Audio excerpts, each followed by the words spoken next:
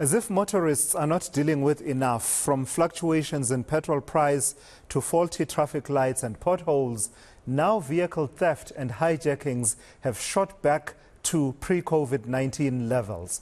According to Trecker's latest vehicle crime index, Gauteng is the country's vehicle crime hotspot.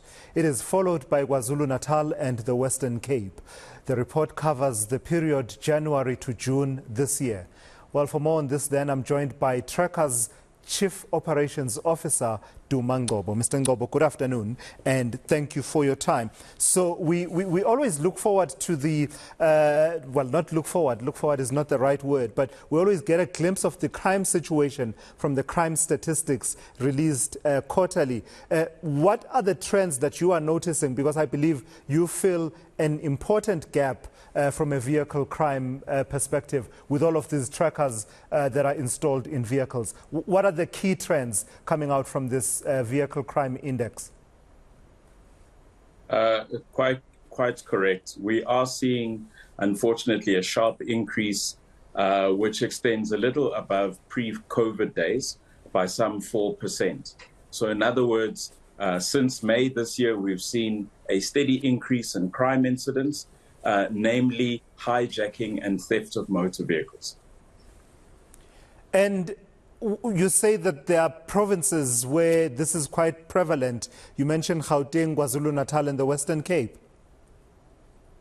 Correct. I think where people are mostly concentrated is where you're likely to see high vehicle crime incidents. So Gauteng leads the race, unfortunately, and it accounts for about 61% of total vehicle crime, largely reflective of Trecker's car park, followed by KwaZulu-Natal.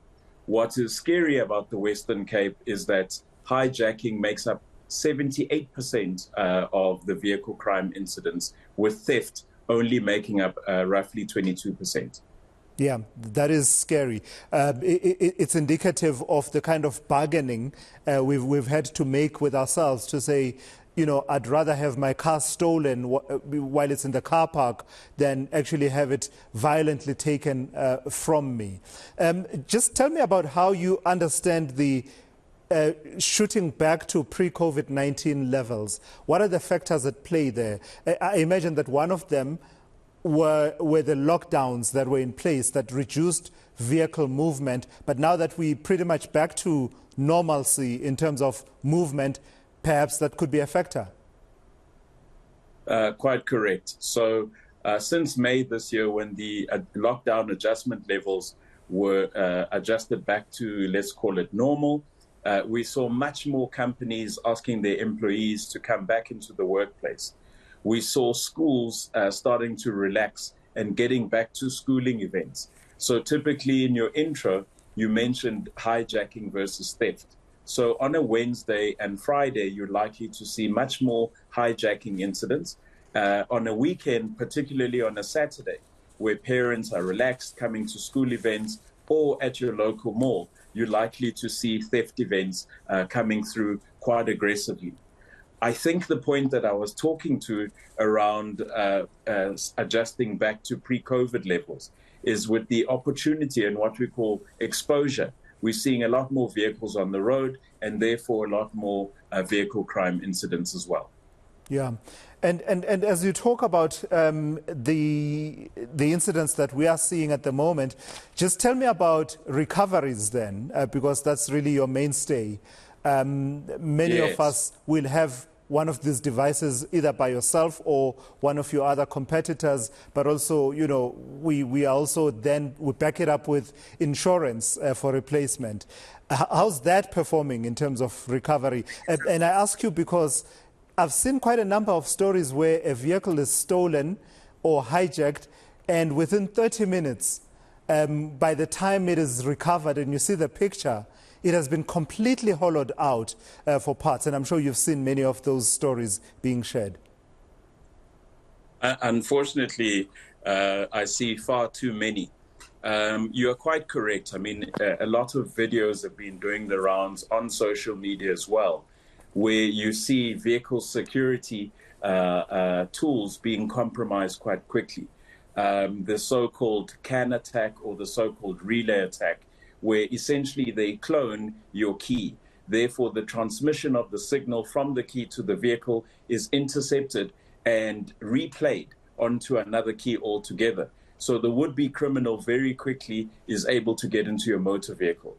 Now, once they get into your motor vehicle, the modus operandi is either to strip the vehicle for parts or for export purposes to our neighboring countries. So quite often when we recover the vehicle, the state at which they're in is not the state that the owner would be pleased by. But fortunately, through our technology, we've managed to be quite strong.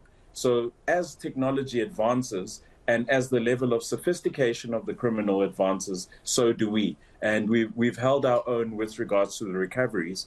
And I think the numbers that we would have put out, well over 3,000 recoveries, well over 257 arrests, we believe we've made a meaningful impact. Yeah. In fact, though, as I was reading your statement about this vehicle crime index, you were talking to that cloning of the key process. And I must tell you, I sort of, for a moment there, felt quite helpless in that, you know, I'm one of those people that before I walk away, I will sort of test and pull the door to see, after pressing the remote, to make sure that it has locked. I'm one of those people who do that to check whether the door is locked.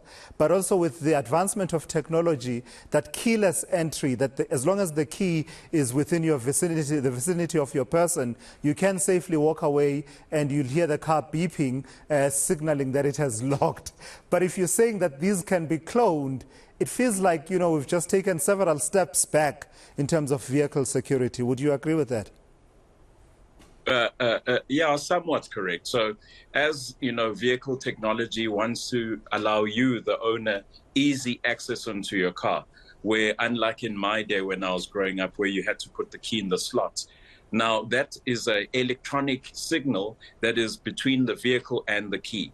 There are tools like a RFD pouch, which blocks any other signal from intercepting your vehicle.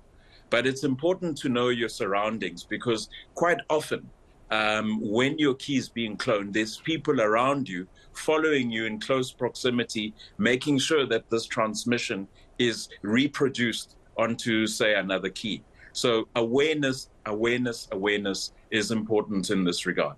Yeah. Lastly, sir, just I don't know if you still keep track of the vehicles most likely to be hijacked. It used to be, I think there were some figures you shared about a year and a half ago. Which vehicles are most likely to be stolen or hijacked, particularly for parts? And my reasoning with that used to be that the more common the vehicle in various sectors, the more likely it is that, you know, people want access to parts, even if those parts are obtained in an illicit manner. Are you able to share that insight? Quite correct. So that has not changed too much. So your sort of LDV, or what we'd call a bakkie in South Africa, is still the most sought after vehicle from a theft and a hijacking point of view.